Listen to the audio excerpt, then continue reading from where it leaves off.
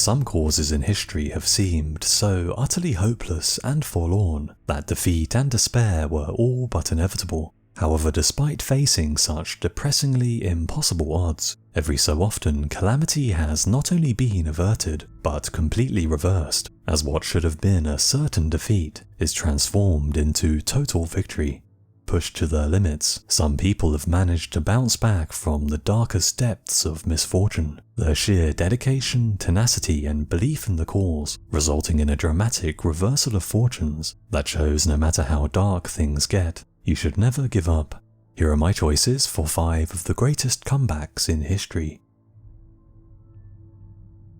Some men have power and greatness reluctantly thrust upon them by the chaotic whims of fate, their destiny forever altered by the harsh times and impossible circumstances they were born into. Yet few men in history have been unfortunate enough to experience the kind of trials and tribulations faced by the legendary English king, Alfred the Great, a man who would be forced to spend his life constantly fighting for survival in a never-ending series of battles against one of human history's most formidable foes, all while stricken by a debilitating mystery illness.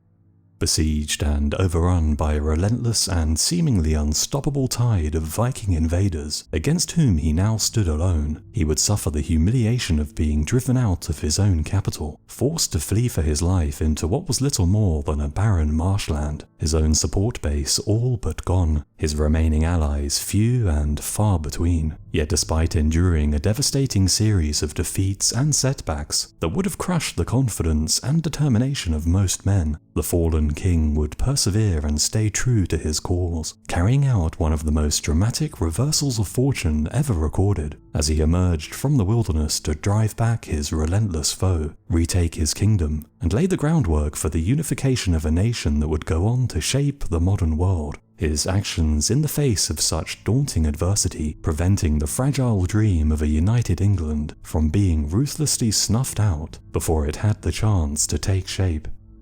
Born at some time in the mid-9th century, as a young man, Alfred never seemed likely to go down in history as a near-mythical warrior king, the sickly boy showing more interest in books than war, his physical stature more that of a scholar than a warrior. With 4 older brothers in line for the throne ahead of him, his odds of ever obtaining the crown were remote. Yet, despite possessing little desire for power, and with his succession so unlikely, fate had ordained that Alfred would be king, in doing so bestowing upon him a catastrophic and hopeless situation that saw his newly inherited kingdom on the verge of annihilation. Viking raiders from across the North Sea had long plundered settlements along the English coastline, the fierce warriors conducting lightning strikes against softly defended targets before returning to their longships loaded with the spoils of their murderous efforts. However, the arrival of a massive invasion force that became known as the Great Heathen Army signaled a cataclysmic change in strategy. No longer were these Norsemen from across the North Sea simply content with the occasional seizure of treasures. They now desired the outright conquest of land. Enormous fleets arrived filled not just with soldiers, but with entire families keen to settle permanently and take advantage of England's abundant, fertile soil. 3 of the 4 kingdoms which made up Anglo-Saxon England quickly fell to the unstoppable heathen tide in an invasion so traumatic that the English believed this onslaught of outsiders to be nothing less than a divine punishment. As England burned, it must have seemed as though the apocalypse had arrived, and with the Vikings now putting down permanent roots and establishing their own kingdom, the time of Anglo-Saxon England appeared to have come to an end. The Kingdom of Wessex now stood alone against the Viking onslaught, yet despite being the wealthiest, strongest, and most fertile of the English kingdoms, the sheer power of the enemy forces arrayed against her made long-term survival unlikely. When King Ethelred of Wessex fell in battle, the mantle of leadership fell upon the 22-year-old Alfred's shoulders, the new monarch ascending to the throne at possibly the worst time in English history to be king. With his 4 elder brothers before him lasting barely a decade in total, Alfred could have been forgiven for feeling despondent about his chances. Taking over the reins of power in a year that would see 9 major battles between the Saxons and the Vikings, Wessex was lucky to survive the year's end. However, Alfred would be granted no respite as his kingdom sunk into a state of perpetual crisis and peril. Near continuous conflict with the Viking invaders had brought Wessex to the brink of destruction, and following a decisive defeat at the Battle of Wilton, King Alfred was left with no other option but to buy peace using the already dwindling contents of his royal treasury. Yet it would have been clear to all that simply paying the Vikings to leave every time they invaded was an unsustainable strategy. Alfred's limited supplies of gold and silver would buy 5 years of peace, during which time preparations were made for the next inevitable war, while the Vikings used the ceasefire to tighten their grip on the rest of England. In January 878, the Vikings made a sudden and surprise attack on the Saxon royal stronghold at Chippenham, the speed at which their overwhelming force was deployed completely catching Alfred off guard, his preparations for such an eventuality still incomplete. In the ensuing slaughter, the men of Wessex were utterly crushed, with King Alfred himself coming within a hair's breadth of being captured by the marauding Vikings. The thought of the humiliating fate he would have likely faced, no doubt sending a chill down his spine. As the last holdouts were put to the sword, Alfred, his family, and a handful of royal bodyguards and noblemen managed to escape the burning city, the Viking pursuers chasing them into the region's remote marshland like a common band of petty thieves. In just a single night, Alfred had lost his army, his kingdom, and with it his legitimacy. How could such a man dare to call himself king while his lands were occupied, his forces scattered to the wind? With the last Saxon king driven into exile in his own lands, it seemed as though the Viking conquest of England was complete, and although the royal prize of Alfred had eluded his Norse pursuers, the victors were content to let him rot in his swampy quagmire. After all, what threat could such a broken king of nothing pose? They held all of England and the riches it contained, while Alfred's meagre army of starving outlaws controlled a small strip of worthless marsh. Safe in the knowledge that England was theirs, the victorious Vikings began strengthening their hold on the country, confident that should Alfred dare to emerge, his tiny force would pose no threat to their hordes of seasoned warriors. To illustrate just how far Alfred had fallen, a famous legend tells of the forlorn king being scolded by an old peasant woman for allowing some cakes that she was baking to burn. The king so lost in his troubles that he had failed to keep an eye on the simple task she had entrusted him with. Few kings could ever hope to recover from such a disastrous series of setbacks. However, Alfred was about to show that he was no ordinary man. Rather than surrendering to hopelessness and inaction, he organized his few remaining men to construct a fort from which they could launch hit-and-run raids against their hated foe. The guerrilla war they unleashed providing much-needed provisions, while at the same time keeping the flame of resistance burning. As long as Alfred was seen to still be in the fight, the idea of a Saxon England was kept alive in the hearts and minds of the ordinary people. Wessex was down, but not out.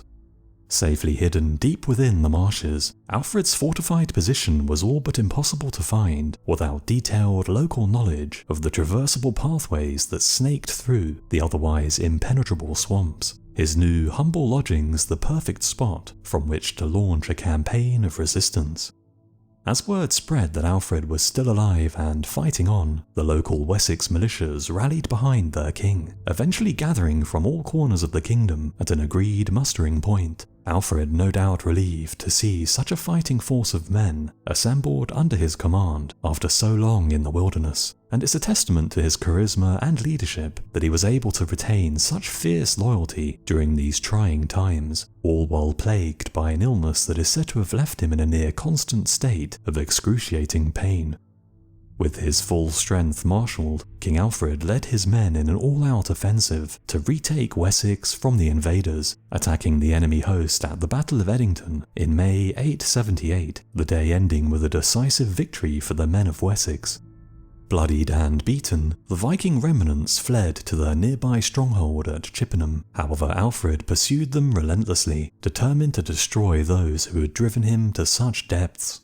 After enduring a 2-week siege, the starving pagans sued for peace and eventually agreed to surrender without a fight. the leader forced to convert to Christianity as part of the armistice before returning to his base in East Anglia.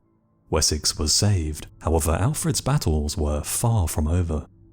Viking incursions would continue unabated as a never-ending stream of ambitious warlords landed on English soil to take the place of the vanquished, the Norse threat remaining ever-present and forcing Alfred to spend his final years of life at near constant war, as he held off wave after wave of new contenders. Yet Alfred and the Saxons were learning from their bitter experiences with the Northmen, the life-or-death struggle they fought against the invaders, forcing them to evolve their tactics and strategies, subsequently growing in strength until they were able to hold off and even push back against the Viking menace. The kingdom's defences were drastically overhauled and reinforced, while the army was reorganised to allow for forces to be kept in the field far longer, creating something along the lines of a rapid reaction force that could more effectively deal with the highly mobile nature of Viking raiding parties. Old forts were rebuilt, and populated settlements occupying strategic sites were heavily fortified, so that no part of Wessex was more than 20 miles from the sanctuary of one of these safe zones, the troops garrisoned within able to be speedily deployed along specially built roads to engage any hostile presence attempting to wreak havoc. Together with an expanded navy, Alfred had created a fortress Wessex which the Vikings struggled to penetrate, the days of easy English loot now a thing of the past. Although Alfred himself would never live to witness his dream of a united England fulfilled, the stunning reversal of fortunes he had overseen since those dark days in the marsh paved the way for his grandson Ethelstan to become the first King of England, Alfred's memory forever living on in legend as the man who turned back the Viking tide and paved the way for the formation of a country that would have a permanent impact on the history of the entire world. The beginning of the 17th century almost saw Russia cease to exist as a nation-state. Devastated by a series of foreign invasions, ruinous civil wars, and mass famine, instead of uniting against a common foe, rival factions from within the nobility competed against each other for supremacy, even consorting with foreign enemies against their fellow countrymen in their all-consuming quest for power. The subsequent violence and destruction wrought upon the land, so apocalyptic that the 15-year-long blood-drenched period of anarchy was even given its own name, the word Smuta, which loosely translates as the time of troubles. With much of the country overrun by the Polish army, the capital city of Moscow in enemy hands, and with no ruling Tsar to coordinate any kind of resistance or fight back for 3 long years, it must have seemed as though the idea of an independent Russia surviving this turbulent era was all but fantasy. However, despite experiencing the kind of devastation, havoc, and upheaval that should have destroyed the country, the Russian people managed to do what the ruling elites could not. Putting aside their petty differences, as individuals from all walks of life united against the common enemy, undertaking an unlikely comeback as they drove out the invaders, recaptured Moscow, and put an end to foreign interventions in Russia, saving Russia from a seemingly inevitable demise, and paving the way for a new superpower to emerge with far-reaching consequences. The death of Tsar Ivan the Terrible in 1584 unleashed one of Russia's darkest chapters, a nation that has seen more than its fair share of historical calamities. The deceased Ivan only had one living son, a man who, despite rising to become Tsar Fyodor, proved incapable of performing his duties as leader due to a severe mental disability. Fyodor was simply unable to restore order to a country that was increasingly becoming gripped by chaos, and in an attempt to stave off total disaster, he deferred most royal duties to his most trusted advisor, a minor nobleman named Boris Godunov. Godunov was a competent and intelligent man, and quickly became the most powerful man in Russia. However, just as some sense of normalcy was beginning to emerge, Tsar Fyodor died childless in 1598. His passing signalling the extinction of the Rurik dynasty, a line that had controlled Russia for over 7 centuries. Whenever a dynasty ends, more often than not, chaos and instability follow, as ambitious men vie to fill the power vacuum left behind. sensing a once-in-a-lifetime opportunity to increase their own wealth and power, and perhaps even found their own dynasty. Tsar Fyodor's death would prove no different, as a prolonged dispute over the Russian throne broke out, with various internal factions competing for power, while neighbouring rivals watched on with hungry eyes, as control over an entire kingdom appeared to be up for grabs. Amidst the chaos, Fyodor's former advisor Boris Godunov barely managed to secure the backing required to be elected as the new Tsar. However, his ascent to the throne would not be enough to steer Russia back to stability.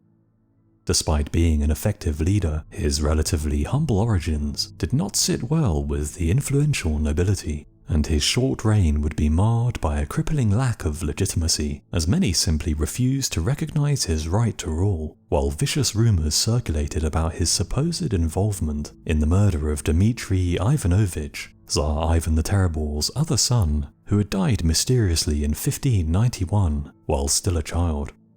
Tsar Godunov's precarious position was compounded by a terrible famine that ravaged the Russian people between 1601 and 1603, leaving around 2 million people dead, which amounted to about 1/3 of the entire population.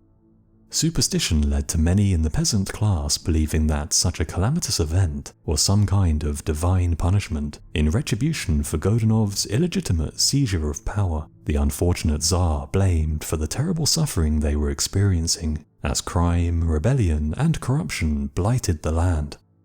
Yet, just when it appeared things could not get any worse for the new Tsar, they did, as the first in a series of pretenders to the throne arose, claiming to be none other than Dmitry Ivanovich, the very deceased son of Ivan the Terrible, whom Godunov was suspected by many of killing. If this mysterious pretender's claim was true, it would make him the true and legitimate heir to the throne. Eventually known by history as the first of the false Dmitris, this new claimant quickly attracted potent support from disaffected Russian nobles, but also more significantly from the neighbouring Polish-led Commonwealth, where powerful men saw him as a convenient tool that could be used to extend their own influence within Russia.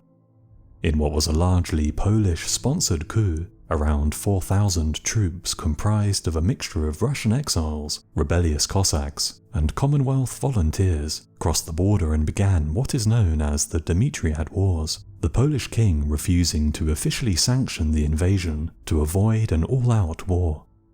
Quickly driving east at the head of this international army, the first false Dmitri entered Moscow in June 1605 and was proclaimed Tsar, the now deposed Tsar Godunov, dying suddenly before he had a chance to strike back at the usurper. Yet false Dmitri I would soon join him in the afterlife, barely holding the throne for a year before being killed by a Russian prince named Vasily Shuisky, this new contender leading a successful uprising against the false Polish-backed Tsar in 1606.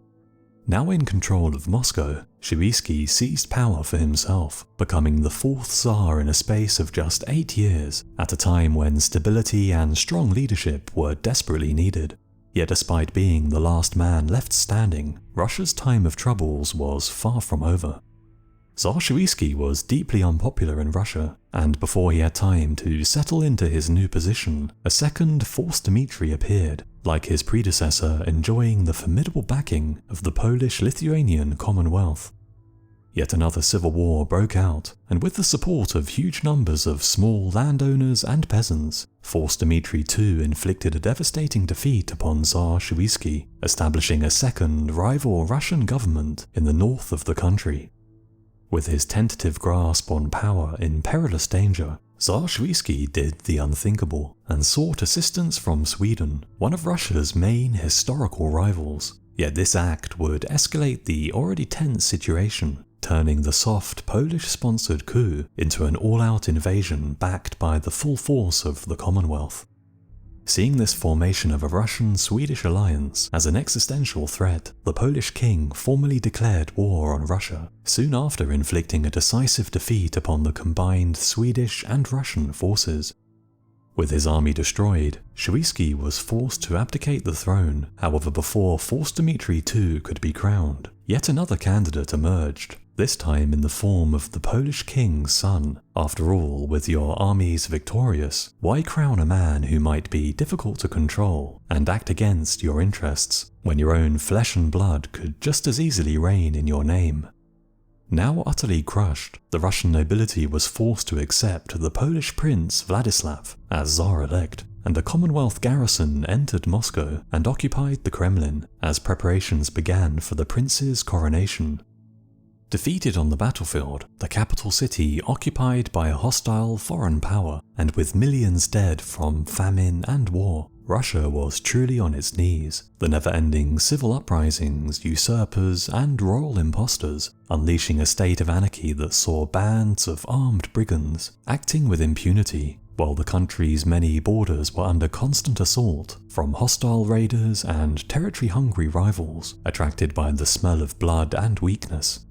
The entire country was on the verge of collapse and extinction, or at least utter subjugation by Poland. Yet luckily for the Russian people, the enemy was about to make a fatal mistake. In exchange for control over all of Russia, all the Polish prince had to do was hand over occupied Russian territory and convert to the Orthodox faith, a small price to pay for such a mighty windfall. Yet on the cusp of creating a personal union between Poland, Lithuania, and Russia, an Eastern superpower that could have utterly transformed the course of history, King Sigismund changed his mind at the last minute, reneging on the deal and instead deciding to take the throne for himself, determined to bring the Russian people over to the Catholic faith in the process. Instead of having the entire country peacefully handed over to his son, the Polish king would now have to conquer Russia's vast landmass by force, a task that would be long, bloody, and expensive at the best of times, but would now be made impossible, as all of Russia united in opposition against the hostile invaders attempting to rob them of their land and their faith. For the first time in decades, all classes and strata of Russian society put aside their differences and united behind a common goal, the resistance movement born out of the Polish king's actions, rallying together under the leadership of a prince and a meat trader, two men who previously would have likely had nothing to do with each other, but due to the extraordinary circumstances Russia was in, came together to lead an army of landowners, Cossacks, peasants, and merchants to successfully push back the invaders, recapturing Moscow and allowing for the election of Michael Romanov as Tsar, a man who would create a new dynasty that would rule Russia for over 3 centuries until the February Revolution in 1917. Years of warfare and struggle would follow, however the die was now cast. Poland would eventually be driven out, and although the resulting peace treaty forced Russia to cede territory to the Commonwealth, the Russian state had survived a series of events that could have easily crushed another nation, the new era that began, laying the foundations for the emergence of the powerful and history-altering Russian Empire. What began as a simple conflict between neighbouring rivals quickly escalated into a global war that spanned 5 continents, the complex web of alliances entangling Europe, triggering what could be described as the first true World War, as Prussia stood all but alone against the combined might of France, Austria, Russia, Saxony, Sweden, and the Holy Roman Empire. A nightmarish alliance of the greatest powers on earth who would put aside their differences to achieve one shared objective: to utterly smash the rising power of Prussia and carve up her lands until what remained was little more than a minor city-state. With such a formidable force arrayed against them, the Prussians soon found themselves beaten back and surrounded on all sides, their once proud and intimidating army reduced to less than 60,000 men, the lucrative financial backing of their only major ally withdrawn, and the enemy at the gates of Berlin itself. The future of Prussia looked bleak, as her king prepared for the inevitable humiliation to follow. However, just as total defeat, ruin, and partition was upon them, the Prussians were saved by one of the most incredible pieces of luck ever to end a major conflict, as fortune smiled upon her people, as what became known as the miracle of the House of Brandenburg averted catastrophe and completely altered the conflict's outcome. The death of the Russian Empress Elizabeth, shattering the enemy alliance, and forcing a peace treaty that cemented Prussia's position as a great power and had massive, far-reaching consequences for world history. The first half of the 17th century was a period of enormous chaos and bloodshed for Europe, yet for those leaders capable of shrewd maneuvering, combined with a healthy dose of good fortune, it was also a period of great opportunity. The destructive 30 Years' War had left the continent a ruined wasteland, but had also shattered the strength of many of the traditional great powers, paving the way for ambitious and strategically placed smaller kingdoms and states to emerge from the conflict with dramatically increased influence and strength. Prussia was one such kingdom, the 17th and early 18th centuries seeing her star firmly on the rise thanks to astute leadership and the fearsome fighting ability of the Prussian army, a body of men chiseled into an intimidating fighting force by incredibly strict drilling and training that produced broken but fearless soldiers who were capable of winning unbelievable victories on the battlefield against often overwhelming odds, these seemingly unstoppable disciplined killing machines striking fear into the hearts of neighbouring rivals. By the time Frederick the Great ascended to the throne in 1740, the King of Prussia still technically owed his allegiance to the Holy Roman Emperor in Vienna, but it was becoming increasingly apparent that such an arrangement held no future, the rivalry between the Austrian and Prussian rulers growing more intense with each passing year, until it proved simply impossible for the two to peacefully coexist. The Holy Roman Empire was only big enough for one great power, and it was only a matter of time until an all-out war between the two strongest kingdoms in the empire began for the mastery of all of Germany. The two sides faced off during the War of the Austrian Succession in 1748, the peace treaty that ended the conflict granting the province of Silesia to the Prussian king. However, the loss of such lucrative territory proved to be a humiliating blow for the Austrian Empress Maria Theresa, a slight that she would never forget. Silesia was no ordinary province, containing immense agricultural wealth, coupled with an unusually large German population. Control over such land would allow its owner enhanced influence, potentially tipping the balance of power within the frustratingly complex Holy Roman Empire in the ruling king's favour, allowing him to dominate German politics and potentially rise to become the emperor himself. This peace treaty was widely viewed as a mere temporary armistice, the already deep hostility between Austria and Prussia heightened by this unfinished business, and the fact that King Frederick and Empress Maria Theresa shared a mutual personal loathing of one another. Keen to recover the lost land and prevent Prussia's runaway ascent, Empress Maria Theresa focused all of her efforts on preparing for the coming, inevitable conflict, reforming Austria's government and army, while at the same time engineering a remarkable diplomatic realignment. For centuries, European diplomacy revolved around an almost permanent rivalry between the Austrian House of Habsburg and the Kingdom of France, both sides working tirelessly to keep the other in check. However, in 1756 a defensive alliance was formed between the two kingdoms in a dramatic political shift that became known as the Diplomatic Revolution. Such an alliance would have previously been thought unthinkable. However, motivated by their mutual concern at the rapid growth of Prussian power, the historical rivals put aside their differences and formed an alliance so terrifying in its power that none should have been able to stand against it.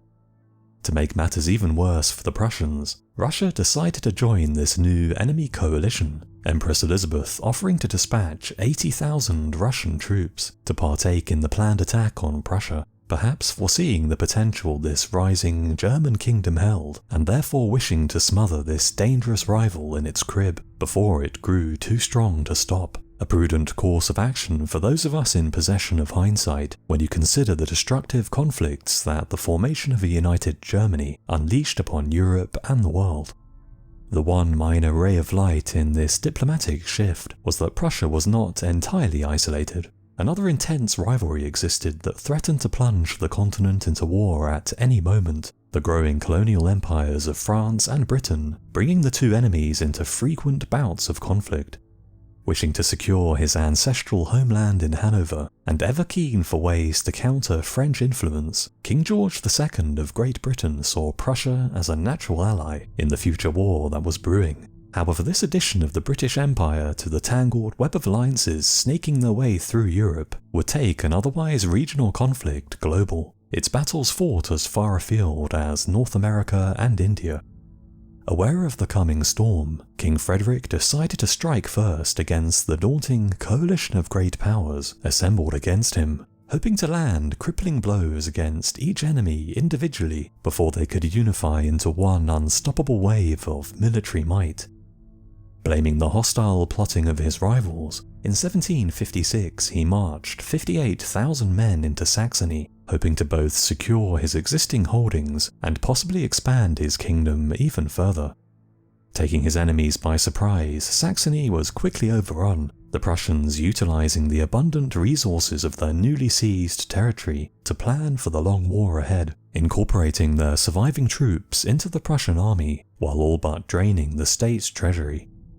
Numerous victories and defeats followed in the long list of battles fought. However, despite possessing perhaps the best army in the world and being one of the most talented commanders of his era, Frederick proved unable to land a decisive knockout blow against his foe. His dream of defeating Austria before France and Russia could fully mobilize their formidable military machines, now turning into a nightmare as Sweden joined the overwhelming enemy alliance. The coalition's enormous numerical advantage now slowly being brought to bear.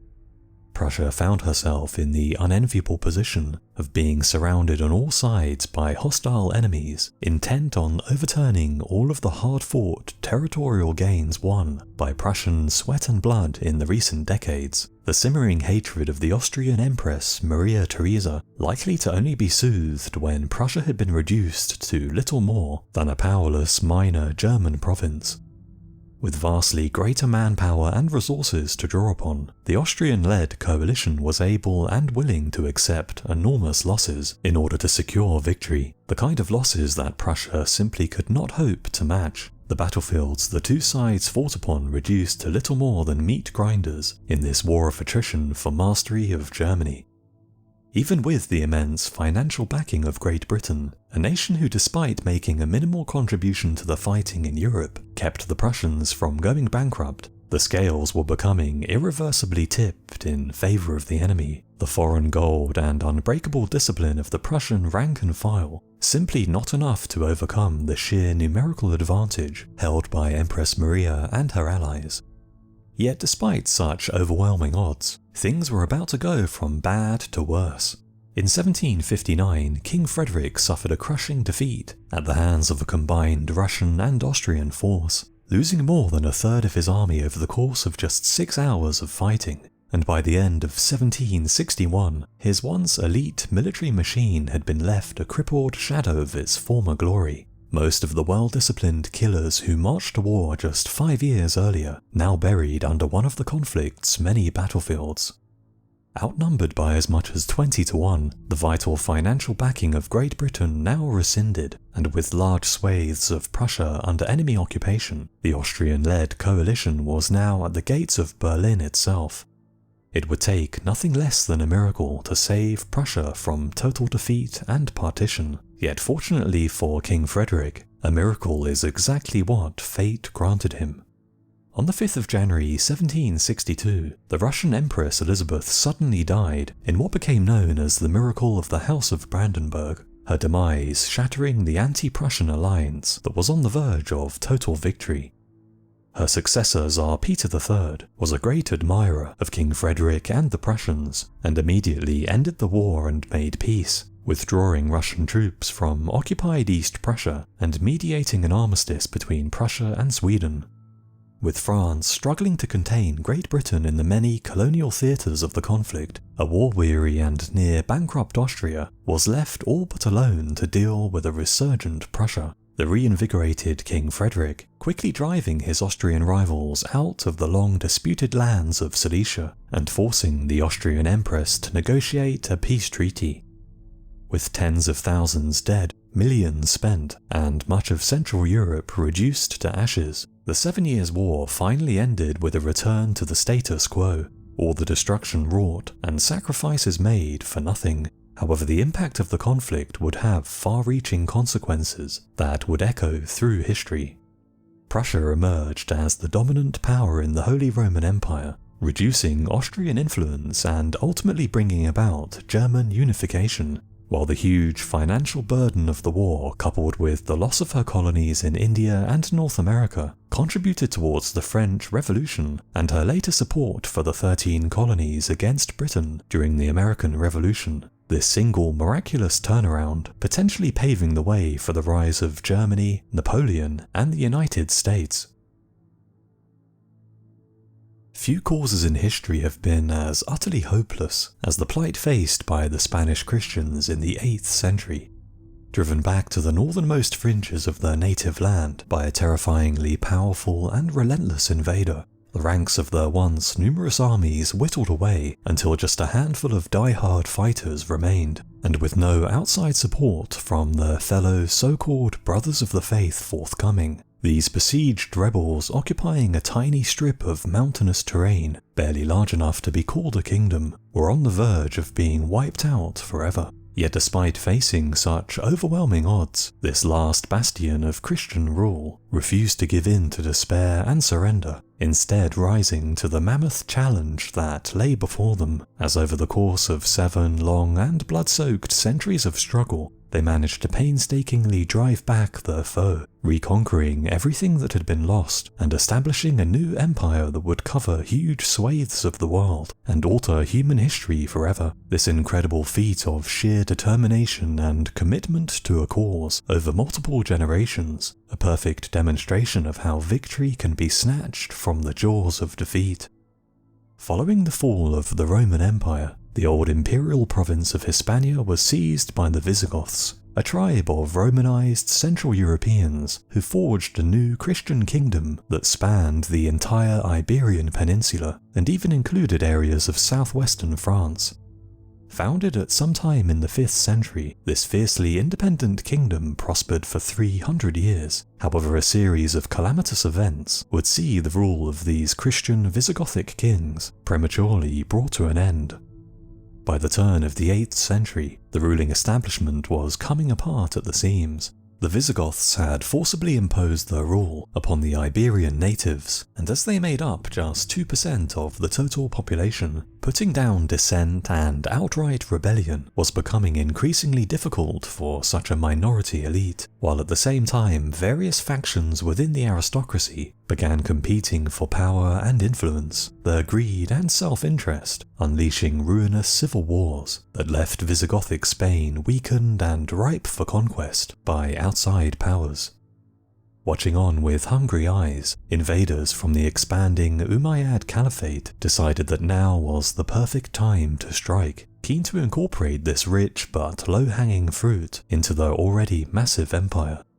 With the Christians in disarray, a small scouting group of some 7,000 North African Berber troops landed on Iberian soil, keen to capitalize on the weakness of the ruling Visigoths and conquer new territory for the Caliphate, a vast and rapidly growing empire that already spread from North Africa to as far as modern-day Turkey and Persia in the east. The weakened Visigoth king quickly assembled his royal army and marched out to meet these strange invaders from across the sea, the two armies clashing at the Battle of Guadalete in 711 AD, however after being betrayed by a group of scheming nobles who are said to have switched sides during the fighting. The Visigoths were utterly crushed in the ensuing slaughter, the king falling in battle along with most of the aristocracy. A decisive defeat that left the remaining Visigoths leaderless and disorganized, their land now wide open to the Muslim invaders.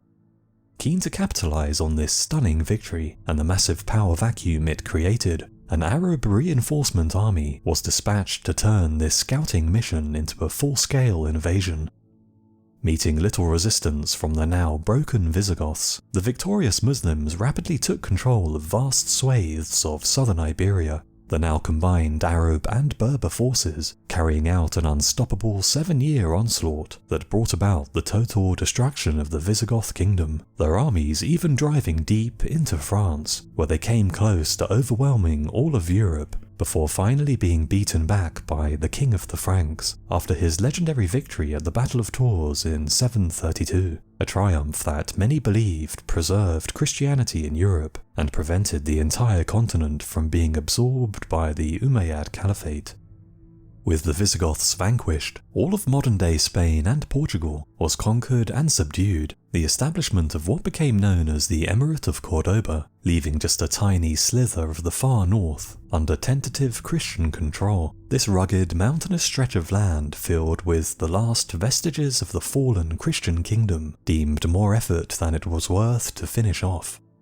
Driven back to a tiny, barren strip of territory on the fringes of the once mighty kingdom, surrounded by a hostile rival that was just one small part of perhaps the most powerful empire on the planet at the time, and with no allies to speak of, recapturing territory from such a formidable behemoth was impossible, and the very idea of a Christian kingdom re-emerging to once again cover all of Iberia must have seemed like sheer fantasy. However, so long as a Christian-held territory remained free and independent, no matter how tiny, weak, isolated and besieged, there was still hope. And where there was hope, there would be men who were prepared to devote their entire lives to the cause, no matter how long it might take to achieve. And unbeknown to the Spanish Christians at the time, 7 centuries of victory, defeat, sacrifice and struggle lay ahead of them. With the Muslim armies preoccupied with their drive deep into France and the rest of Europe, a fragile seed of resistance burst into life in the northernmost mountainous edges of Iberia. What would become known as the Kingdom of Asturias emerged from humble origins, its very existence balanced upon a knife's edge. Scarcely able to dare call itself a kingdom, this remote last outpost of Christian rule in Iberia began life as little more than a rocky refuge for hunted outlaws. When the Visigoth kingdom fell to the Arab onslaught, an unusual mixture of former royals, nobles, and discontented soldiers and refugees fled north to the mountains of Asturias, hoping to escape the clutches of the invaders, rallying around a former Visigoth nobleman named Don Peleo, who had established a guerrilla resistance force in the region. Refusing to recognize Hispania's new Arab rulers, Don Peleo organized his army of refugees into a surprisingly effective fighting force, using the region's inhospitable mountainous terrain to his advantage, as he successfully repulsed armies sent to crush him, his defiance against the invaders acting as a beacon for all those who still wished to resist the caliphate. This was not a man who would be willing to submit. With his prestige and popularity growing, the Christian guerrillas formally elected Don Peleo as their king in the year 718, the newly crowned rebel refusing to pay the non-Muslim jizya tax, while at the same time carrying out devastating raids on the tiny caliphate garrisons stationed in the region. While this defiant rebellion was a major source of inspiration and pride for the Christians, their actions barely registered with the Muslim ruling elite. This minor uprising in the remote mountains of little consequence to men who were more preoccupied with large-scale conflicts in other areas of the sprawling empire. However, this failure to take King Peleo seriously while he was still weak would come back to haunt them. While he was technically declared a king and had at his disposal an army of faithful followers, Don Peleo had no formal kingdom under his control, his claim on Asturias unrecognized by anyone outside of his mountain court, his delicate hold on power likely to be shattered at a moment's notice. However, this uncertain situation was about to suddenly change. Just months after Don Peleo's coronation, an Umayyad army campaigning in France suffered a serious defeat at the Battle of Toulouse, the fleeing survivors forced to retreat and abandon their mission. Unwilling to return to the Emirate of Cordoba with news of total failure, the disgraced commander formulated a plan that he hoped might wash away some of his shame and perhaps save his career. Believing that rooting out and defeating these troublesome Christian rebels in the north would provide him an easy victory to take home that might mask his earlier defeat, the Umayyad general marched his men deep into the mountains of Asturias in pursuit of their elusive new quarry. However, the hunter would soon become the hunted. Rather than scattering to the winds as they usually did, King Peleo decided that the time for hit-and-run attacks was over, resolving to make his stand now and let tactics, courage, and fate decide the outcome. He skillfully lured the enemy host into a narrow mountain valley before ordering his hidden troops to unleash a withering storm of arrows from high up the slopes of the surrounding cliffs, the rebels eagerly charging down to finish off the stunned survivors, the warrior king personally leading his men in an attack which saw the enemy general slain. This victory at what became known as the Battle of Covadonga ensured that the independence of Asturias could no longer be disputed. This former safe haven for rebels and refugees was now a formal kingdom in its own right, and would prove to be a launchpad for centuries of bitter fighting and reconquest, as the dream of a Christian-ruled Hispania slowly but surely came to fruition. Buoyed by their first major battlefield victory, King Pelayo and his successors saw their holdings grow exponentially as the borders of their kingdoms were gradually pushed further south at the expense of a foe who was becoming increasingly disunited and preoccupied with more pressing crises in other parts of the Caliphate. These continuous incursions into enemy territory were so successful that by the 10th century most of northern Iberia was firmly under Christian control, the Kingdom of Asturias growing and expanding to such an extent that it was now unrecognizable when compared to the humble strip of mountain it once was, the new territory now known as the Kingdom of Leon.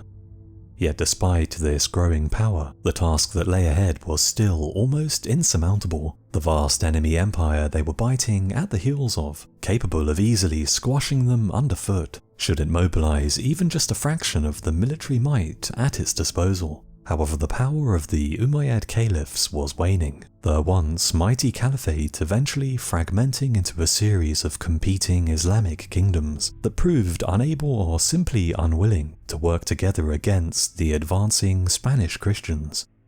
Plagued by ethnic tensions, internal strife and mutinies, and petty squabbles with neighbouring rivals over borders and territory, this lack of a united Muslim front was a tremendous boon to the Crown of Leon, which greedily seized upon the enemy's disunity to gobble up ever larger amounts of territory, the Christians spreading from their old strongholds in the north to found the new kingdoms of Navarre, Portugal, Castile and Aragon. This expansion in the name of Christendom earned the Spanish kings the backing of Rome, and in 1212 the Pope called for a crusade, the resulting victories on the battlefield expanding their domains even further at the expense of the Andalusians, dealing the Muslim kingdoms a blow from which they would never recover. The long list of battles and sieges continued to grow over the decades and centuries as the Christian kingdoms steadily but unrelentingly edged their way south, and by the end of the 13th century the Reconquista was close to completion, with just the surrounded, outnumbered and isolated Emirate of Granada all that remained of the once overwhelming Muslim presence in Iberia, this tiny enclave in the far south, ironically mirroring the precarious situation the Kingdom of Asturias in the far north found itself in all those centuries ago. The whole situation a graphic illustration of just how drastically fortunes can be reversed with the correct application of determination, skill, persistence and luck. Forced to pay a tribute to the Christians for its continued existence, the Emirate of Granada was living on borrowed time, and when the crowns of Aragon and Castile were united with the marriage of Ferdinand II and Isabella I in 1469, the final chapter of the 7-century-long saga began. The now united Kingdom of Spain finally expelling the last foothold of Islam in Iberia on January 2nd, 1492, just months before the discovery of the New World, an event which would witness the Reconquista end and the Conquista begin. As forged in the fires of war and conquest, the newly born Spanish kingdom extended the conflict overseas, creating an enormous globe-spanning empire at the point of a sword. Son to a murdered father, his family cast out onto the harsh and unforgiving Mongolian steppes by the tribe they once led, a young boy named Temujin was forced to scratch out a meagre existence from the desolate wilderness, eating roots, rodents, and whatever he could hunt to survive in a world where food was so scarce that a dispute over the sharing of a simple fish led to him murdering his own brother. his only inheritance a blood feud with a rival clan. The boy and his family were relentlessly hunted like wild animals, and by the time he was just 16 years old, he would have experienced life as a slave and seen his wife kidnapped and impregnated by his hated enemies.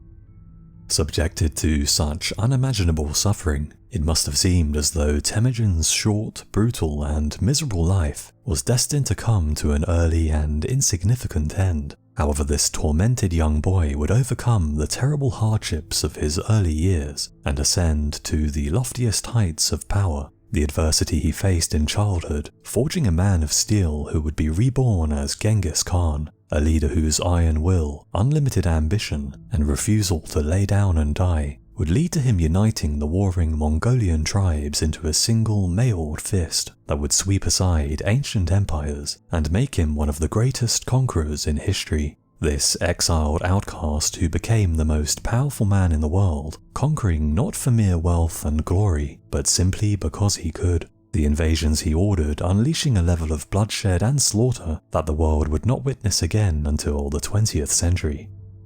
When Temujin was born in the mid-12th century, the Mongolian steppes were populated by a series of competing nomadic tribes whose relations with one another were clouded and complicated by ancient blood feuds, disputes, and rivalries. The constantly shifting alliances and allegiances each faction held, frequently shattered by quarrels which escalated into outright conflict. These disagreements usually fomented by the Chinese neighbours, who eagerly fanned the flames of disunity to keep the Mongol tribes at each other's throats. After all, if the aggressive nomads were busy fighting each other, they were less likely to raid and plunder Chinese cities.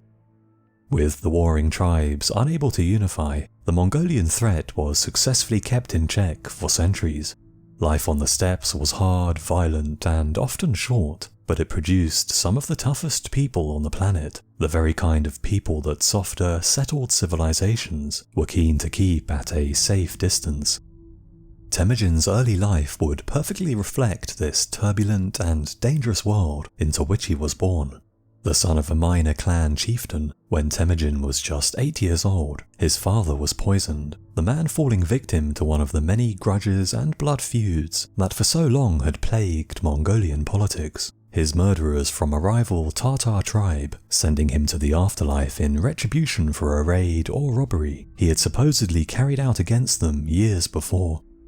While in ordinary times the orphaned Temujin might have taken over the reins of power, his young age made him unsuitable for the burdens of leadership, and fearful of an uncertain future, the clan his father once led abandoned Temujin and the rest of his family, no doubt realizing that the best chances for security, prosperity, and long-term survival lay elsewhere in the hands of a strong and experienced leader. Reduced to little more than exiled refugees, Temujin and his family were banished to the wilderness, his mother left to raise 7 children alone, as the now vulnerable family struggled to fend for themselves on the harsh Mongolian steppes. Yet even more dangerous than this shortage of food and reliable shelter was the newfound lack of friends or allies. Without the protection of a strong clan, the woman and her young children would be left perilously vulnerable, completely at the mercy of other tribes and wandering bandits who could now rob and attack them without fear of retribution. Yet, as with so many of the misfortunes that beset him, Temujin would learn from his bitter experience, the young boy realizing that friends and allies were essential if he was ever to claw his way out of the dirt and avenge his murdered father, and he would later write that a man who seeks power needs friends with power. Driven away to the worst hunting and grazing grounds, the forsaken family spent several years destitute and starving, forced to survive on whatever they could forage and hunt as they eked out a stark and miserable existence, each approaching winter potentially signaling their demise in a region where temperatures could plummet to -43.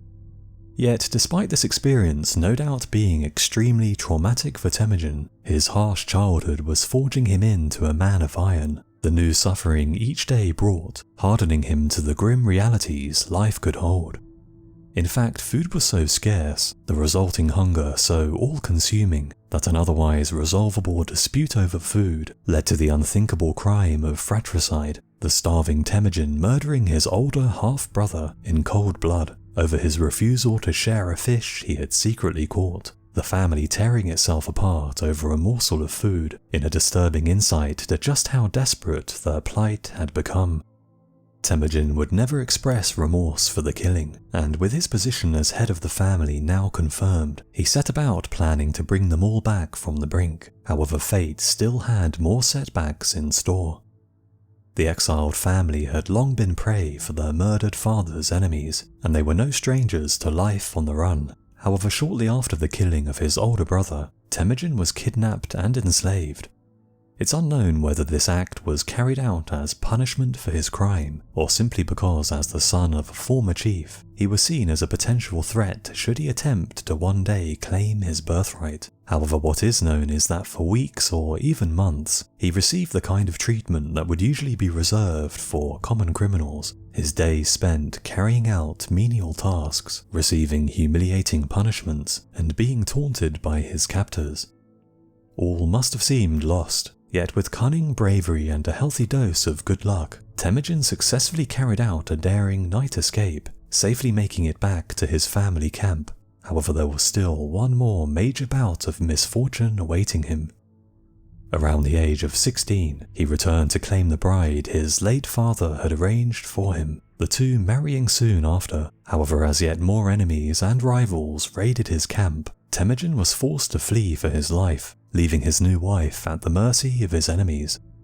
At this point, the teenage Temujin could have been forgiven for falling into despair, convinced that the world and perhaps even the gods were against him. His short life so far had been one of near uninterrupted suffering. His father murdered, deserted by his clan, his childhood spent on the run, while barely foraging enough food to stave off starvation, a level of desperation that drove him to murder his own brother, before spending time as a slave, only for his new bride to experience the same fate. And as though things were not bad enough, there is also the possibility that she fell pregnant by one of her captors, the other man's son growing inside of her, a constant reminder of the calamities that had befallen him.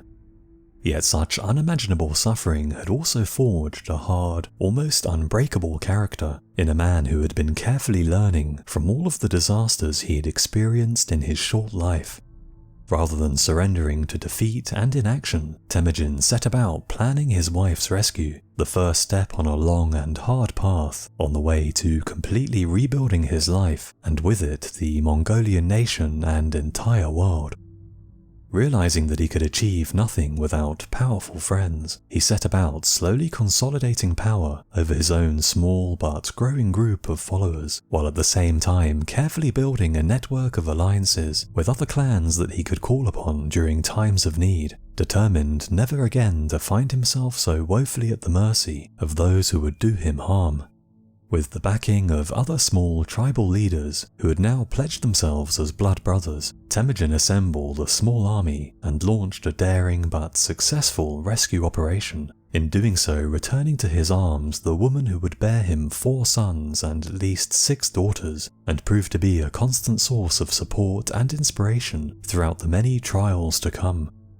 With his family reunited, Temujin began the slow and methodical process of building and expanding a power base which he could use as a springboard to bring to fruition his most ambitious dreams. For centuries, the Mongol tribes had raided and plundered their neighbors, but never conquered, always falling back into the same ruinous cycle of internal conflict and discord. Temujin wanted the Mongols to think bigger, desiring nothing less than the destruction of the traditional tribal divisions that for so long had held the Mongol people back from realizing their true potential. Yet this would be no rapid rise to power, and it's a testament to the monumental nature of the task that lay ahead that over 20 years of struggle, war, and political maneuvering were required for the objective to finally be achieved. The boy who was once known as Temujin being reborn as Genghis Khan at a gathering of the clans, a name thought to mean universal ruler, and a harbinger of what was to come. By building a reputation as both a fearsome fighter and inspiring leader of men, Temujin had been able to attract competent followers to his cause, gathering a formidable force of warriors through a shrewd use of alliances and meritocracy. placing able men in positions of power rather than relatives or elites, while at the same time rewarding enemies who showed courage and bravery, often incorporating them into his own ranks rather than destroying them. In the Khan's new Mongolia, only cowardice or treachery amongst enemies was punished, Temujin's faction growing stronger with each tribe subdued, his ranks filled with the best warriors from the armies he vanquished. Successive hostile coalitions against him were crushed, the Tatars who murdered his father were exterminated, and by the time his final rival was subdued, Temujin stood as the sole ruler of all Mongolia, the potent military machine he had created, now ready to be turned upon foreign enemies. Mongol would no longer shed the blood of Mongol. Now was the time for the settled, sedentary civilizations and empires who had for so long looked down upon their nomadic neighbors to feel the Khan's wrath. The primed Mongol horde was first unleashed upon the unfortunate Tangut people of Jiajia in northwestern China, a wealthy kingdom occupying a strategic location along the Silk Road. However, their riches, greater numbers, and technological superiority would prove no match for Mongol horse archers, and in 1209, an all-out offensive brought the entire kingdom to the brink of destruction, the Tangut king submitting to the Khan and offering himself as a vassal. With the Jiajia kingdom subjugated, the Mongols had achieved more than they might have ever thought possible. However, they could not simply go home and live in peace. The Khan had created and unleashed a potent war machine that required constant conflict against outside enemies to keep it unified. This new army could not be allowed to sit idle, lest the Mongols once again turn on each other and descend into the kind of petty infighting that had plagued them for centuries and kept their people in the dirt. A new enemy had to be found. The momentum created kept going.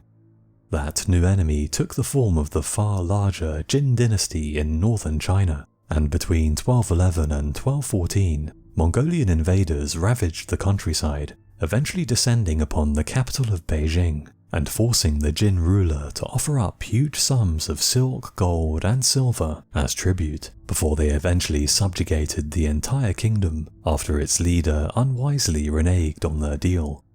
Yet an even worse fate was about to befall the people of the Khwarezmid Empire, which covered large swathes of Central Asia, Afghanistan, and Iran, after a regional governor made the foolish mistake of robbing and murdering Mongol traders. The Khwarezmid Sultan sealed his own fate, along with millions of his subjects, when he refused to punish the man responsible, provoking the Khan into unleashing one of the most brutal invasions in history, as his furious horde poured into the empire in a three-pronged attack that would see cities that once held millions of souls reduced to depopulated ruins, the skulls of their former inhabitants piled into grisly pyramids as a warning to others of the price they would pay for daring to defy the Khan's will.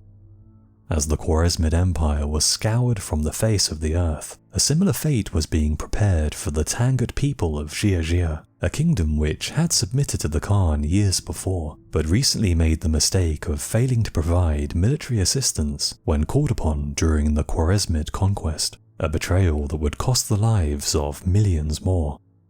The vengeful Mongols once again returned to China to hand out their unique brand of punishment upon the Jiajia, the resulting carnage seeing army after army vanquished, city after city erased. Three once great empires now lay in ruins at the Khan's feet, and with an army of invincible warriors under his sole control, the entire world seemed destined to fall to the Khan's unstoppable advance, his warriors now raiding as far away as Russia and Eastern Europe. The Hunted Exile, who was once on the verge of starvation in the wilderness, now stood as the most powerful and feared man alive. However, before he could conclude his punitive campaign against the Tangut people of Jiajia, the Great Khan suddenly died. By his death, the man who was once known as Temujin had come back from the verge of historical oblivion to lay waste to ancient great empires and forge an enormous empire that his descendants would expand further, until it encapsulated an area the size of Africa, stretching from the Sea of Japan to Hungary and the Middle East, the iron will of one man, bringing to heel an empire larger than that of the Romans, an astonishing 40 million perishing in the process, a figure thought to be over 10% of the world's population at the time. The incredible reversal of fortunes and rise to power of a single man, forever having an immeasurable impact on the course of human history. So those are my choices for 5 of the greatest comebacks in history. Let me know in the comments which other turnarounds you would have mentioned, and I'll see you again on the next video.